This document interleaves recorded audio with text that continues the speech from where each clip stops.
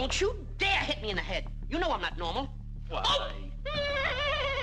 Everyone remembers Curly Howard's wild energy and his famous laugh. But what if those head slaps weren't fake? What if every hammer blow was real? In 1946, something terrible happened on set that no one talked about for decades. The studio covered it up. His own brother kept hitting him even after doctors warned them. And those weren't the only secrets. The athletic teenager who could dance and play basketball became something else entirely. The truth about what destroyed him is darker than any comedy sketch. Curly Howard was born as Jerome Lester Horwitz on October 22, 1903, in Bath Beach, Brooklyn. His parents were Jewish immigrants from Lithuania. They had 5 sons. 3 of them would grow up to become comedy legends. The world would know them as Moe, Shemp, and Curly from the Three Stooges. Jerome was the youngest. Everyone in the family called him Babe because he was quiet and well-behaved. Unlike his wild older brothers, he caused no trouble. Even Moe, who became the leader of the Stooges, kept calling him Babe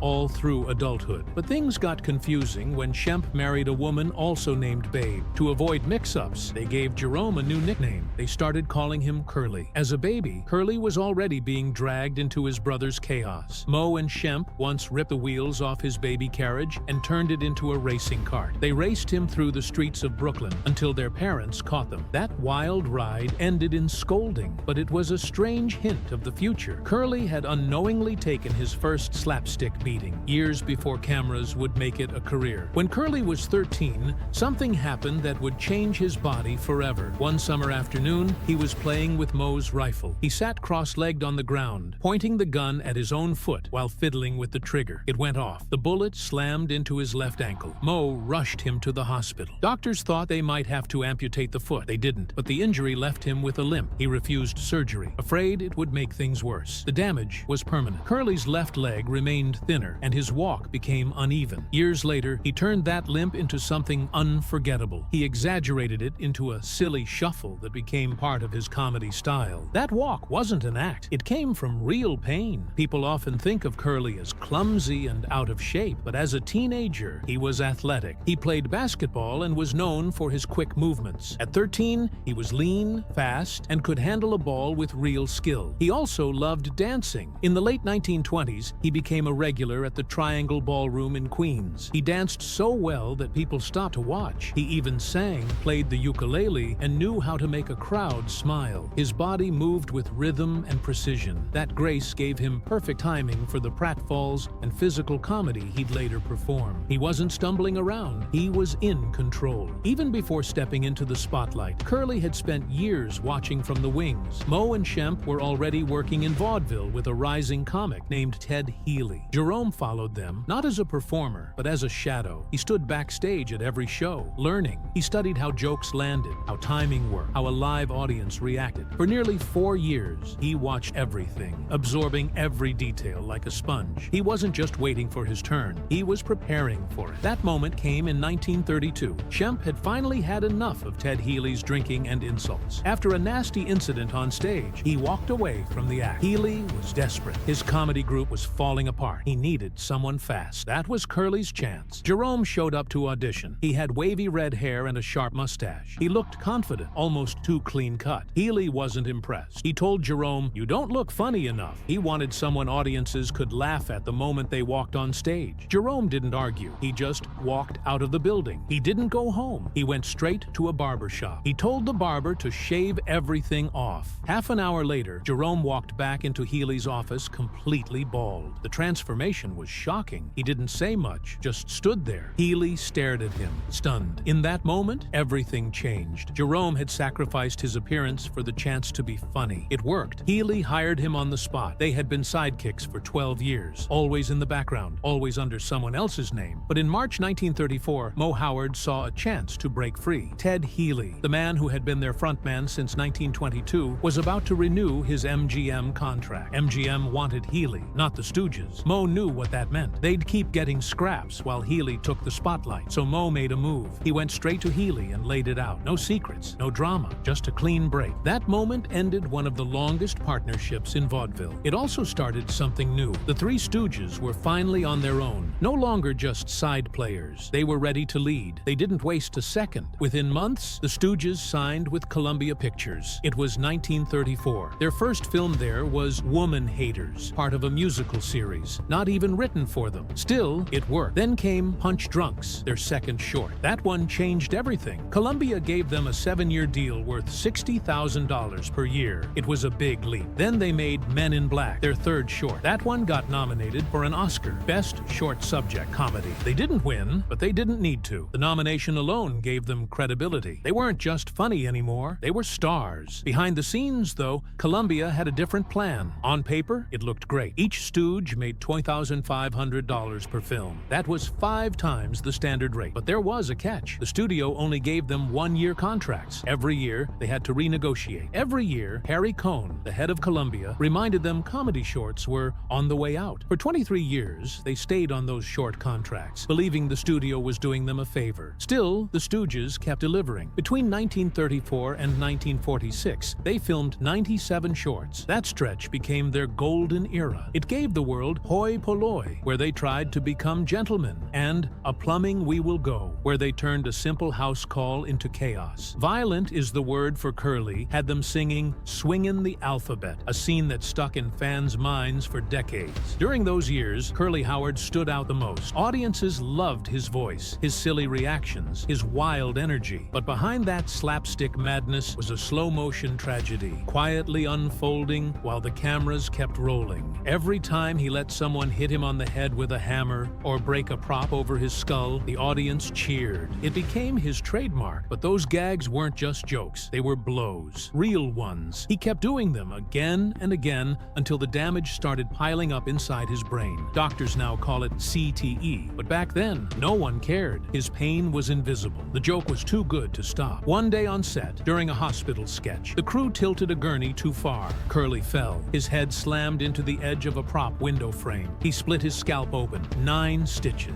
They patched him up, pulled his collar up to hide the wound, and kept filming. The show couldn't wait. Most of that pain came from one man, his own brother, Moe. Moe wasn't faking it. The slaps, the eye pokes, the punches, they were real. He hurt Curly on camera, over and over, because that's what sold. What made it worse was that Moe also helped Curly backstage when he couldn't remember lines. He'd guide him through scenes when his brain started failing. Then, he'd slap him again in the next take. The same hand that helped him up also knocked him down, and Curly never complained. By 1942, his brain was already breaking down. Tiny hemorrhages, slow reactions, slurred words, a deeper voice. His sparkle was fading, and it showed. Columbia Pictures didn't blink. Studio boss Harry Cohn refused him time off. He didn't see a man, just a money machine with a cracked engine. Long before his health collapsed, something else had already been taken from Curly, his identity. When he joined the act, he had thick brown hair and a mustache. But Ted Healy wanted a bald comic, so Curly shaved it all off, right down to the skin, and he hated it. He thought it made him ugly, unlovable, and less of a man. He wore hats in public and avoided mirrors. People laughed at the bald guy, but the man under that skin was quietly ashamed. Curly Howard's love life was a mess from the beginning. His first marriage collapsed so fast it was annulled in 5 months. He thought he'd found something real when he married Elaine Ackerman on June 7, 1937, the same day his brother Moe had married 12 years earlier. They had a daughter, Marilyn, in 1938, but the marriage didn't last. They divorced in 1940. He tried again in 1945, marrying Marion Buchsbaum after knowing her for only 2 weeks. That one was a disaster. Constant fights, accusations, and public humiliation followed. It lasted just 9 months. Marion dragged him through a brutal divorce. She went to the press, insulted him, and even accused him of never bathing. That wasn't true, but the damage was done. His health was already shaky, and the stress made it worse. His last marriage to Valerie Newman in 1947 brought some peace. They had a daughter, Janie, in 1948. But by then, Curly's health had taken too many hits. He wasn't the same man. The strokes had changed everything. Curly didn't just have bad luck with women. He was a target. Fame and money attracted the wrong kind of attention, and Curly couldn't see it coming. Norman Maurer, who knew him well, said it best. A pretty woman could say a few sweet words, and Curly would fall for it. Then she'd he'd take his money and disappear. He wasn't a flirt, he wasn't smooth, he was shy, awkward, and desperate to be loved. Women figured that out fast. They used it against him. He didn't know how to talk to women, so he just talked to whoever approached him. That opened the door to disaster. Marion Buxbaum fit the mold perfectly. She saw the fame, saw the money, and went in for the kill. People around him knew it. They said it outright. These women didn't love Curly. They loved what he represented. A movie star with no defenses. Behind the laughter and fame, Curly was falling apart. Off camera, he was drinking heavily. Moe banned drinking at work, but Curly made up for it after hours. He hit the nightclubs hard. Food, booze, and parties became his escape. During World War II, the schedule was brutal. The Stooges spent months on the road entertaining troops. That pressure broke him down even faster. Alcohol became his medicine. He didn't just drink, he spent like there was no tomorrow. Wine, food, women, and real estate swallowed his paychecks, and he was paid well. Each Stooge got $2,500 per short film. Most actors made half that, maybe less. But Curly was always broke. He couldn't manage money. Moe had to step in. He started handling Curly's taxes and budgets just to stop the bleeding. One of the most damaging habits was real estate. Curly bought houses like candy. If a smooth-talking agent said something nice, he'd sell his current place and buy a new one without thinking. Norman Maurer watched it happen. Agents targeted him on purpose. They knew he'd cave. He never paused to think about long-term costs. He wanted to please people. That weakness made him an easy mark. This wasn't just about houses. It was about control, or the lack of it. Curly couldn't say no. He couldn't stand his ground. People came into his life with confidence and charm, and they left with his money, his home, and pieces of his spirit. Even basic things like shelter and security slipped out of his hands. The cycle repeated until Moe stepped in again, but the damage had already spread. Curly's finances were a wreck. So was his health. So was his heart. By 1944, the change in Curly Howard was no longer something that could be brushed off. His energy, once the driving force of the Three Stooges, had drained out of him. You could see it in his eyes, hear it in his voice, and feel it in the way he moved. The wild man with the spring-loaded limbs had slowed down. The high-pitched voice that had made children laugh now came out like gravel, and the quick footwork, the perfect timing, the wild slapstick dance that had once defined him was now a struggle. In films like Idle Rumors and Booby Dupes, the difference was painful. He looked like he was trying to swim through wet cement, and it all happened fast. Within months, Curly went from full-speed chaos to barely moving, but the cameras kept rolling. No one stopped the train, not even when it was clear he could barely keep up. There was something worse happening too. His mind was slipping. Curly had never been good with lines, but this wasn't just forgetfulness anymore. He would show up on set confused, not knowing what movie they were filming. He forgot who his character was. Director Edward Burns had to work around him. Moe, his older brother, would take him aside and walk him through every line, scene by scene. He did it patiently, like helping a child. It became a ritual. Moe guiding Curly, everyone watching it, no one saying what they were really thinking. The truth was starting to show, even if no one could name it yet. Between October 1944 and March 1945, something inside Curly broke. Looking back, doctors now believe that was when he suffered his first stroke. It went unnoticed, undiagnosed. He was filming Idiots Deluxe one day, and then dragging himself through If a Body Meets a Body the next. The difference between those two films was night and day. You could almost timestamp the moment the stroke changed him, yet no one called a doctor. He just kept working. That would change. In January 1945, Moe finally dragged him to Santa Barbara Cottage Hospital. The doctors didn't hold back. Curly had severe hypertension, a retinal hemorrhage, and dangerous obesity. His blood pressure was so high it could have killed him at any moment. His eyesight was failing. His body was breaking down on every level. This wasn't exhaustion. This was a system-wide collapse, the kind you don't bounce back from with a few days off. But Columbia Pictures didn't care. Harry Cohn,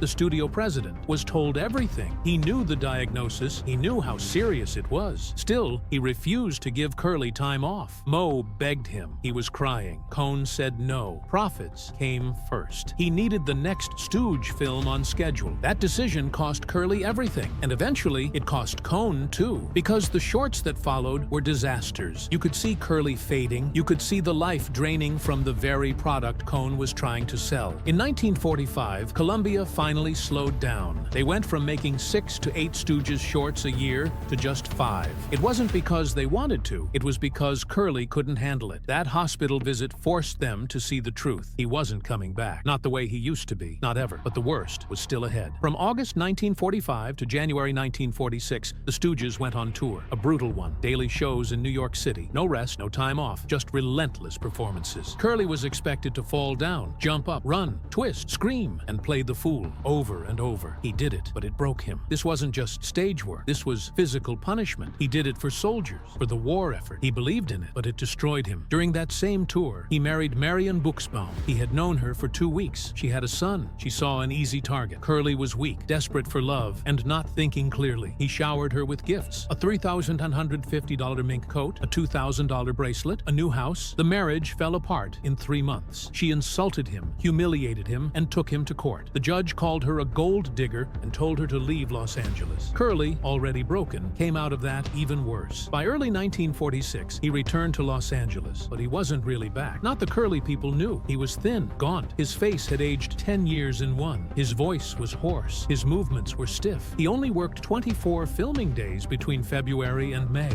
and even that was too much. He was taking weeks off in between just to survive. The crew could see it. Mo could see it. Everyone could. Curly was dying in front of them, yet the cameras kept rolling. Columbia wouldn't stop. Not until he physically couldn't stand anymore. You can watch it happen. The last films show it all. In Monkey Businessmen, Mo had to whisper Curly's lines to him during takes. In Beer Barrel Polecats and Uncivil War Birds, he barely moves. Directors started cutting him out of scenes. They rewrote scripts so Mo and Larry carried the comedy. Curly just stood there, trying to smile, trying to hold on, but the spark was gone. Then came Three Little Pirates. Somehow, for a moment, Curly came alive again. He was funny. He was fast. He was the old Curly. It was the last time he ever would be. That short gave everyone false hope. On May 6, 1946, the set was ready. The script was locked. Dozens of pies waited to fly. This was going to be the big ending of Half-Wit's Holiday, the 97th Three Stooges short. The stage looked like a battlefield. Big canvas sheets surrounded the area, ready for chaos. Curly Howard, the man behind the wildest gags and the most famous Nyuk-Nyuks in comedy, was about to shoot his last pie fight. Nobody knew it at the time, but this was his final act. He wasn't well. During filming, Curly kept looking off camera. He needed cues from director Jules White just to say a line or move in the right direction. His scenes were getting trimmed. Larry was picking up his parts. It was obvious to everyone that something was wrong, but no one dared to say it out loud. Then everything collapsed. Curly didn't make it to the scene. When the assistant director called for him, there was no response. Mo went looking and found him slumped in Jules White's chair. Head dropped, eyes empty. His mouth was twisted unnaturally. He couldn't speak. He couldn't move. He could only cry. The stroke hit him hard, and it didn't just pause his career, it ended it. The man who once danced across the screen with lightning speed was now frozen, his voice reduced to broken sounds. The reaction on set wasn't shock or mourning. Jules White didn't stop production. He didn't even announce what had happened. He just rewrote the scene. Mo and Larry took Curly's lines,